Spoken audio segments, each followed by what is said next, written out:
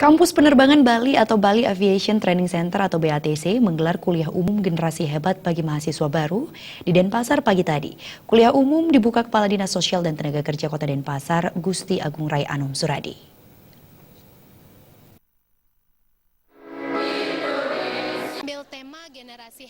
Direktur Bali Aviation Training Center, Eka Darmi Pratiwi mengatakan, kuliah umum mengambil tema Generasi Hebat, digelar serangkaian penerimaan mahasiswa baru tahun ajaran 2017-2018.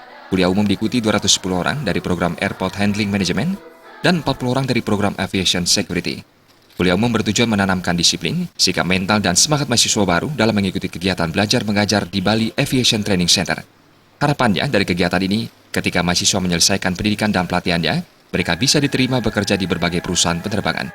Kuliah umum diisi pemberian materi tentang penerbangan yang diberikan oleh General Manager Gapura dan pihak Angkasa Pura selaku pengelola bandara untuk memberikan motivasi dan informasi tentang kebandaraan, serta para alumni untuk berbagi ilmu dan pengalaman bagi mahasiswa baru. Kuliah umum merupakan bagian orientasi penerimaan mahasiswa baru.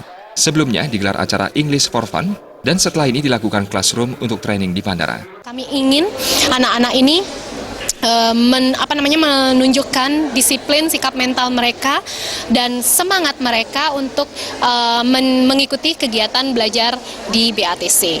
Dengan target harapan kami ketika mereka menyelesaikan kegiatan mereka segera diterima bekerja di semua perusahaan, terutama khususnya di penerbangan. Kami mengambil tema generasi hebat, terbang tinggi menggapai mimpi. Harapan kami, generasi hebat kami bersemangat, kreatif, inovatif, dan mereka dapat mencapai apa yang menjadi goal mereka, termasuk kuliah singkat siap kerja. Salah satu alumni dari Bali Aviation Training Center, Desak Putu Armarani Putri yang kini bekerja di PT Angkasa Pura Support mengatakan, Bali Aviation Training Center merupakan sekolah terbaik bagi masyarakat yang ingin kuliah singkat dan langsung mendapatkan pekerjaan.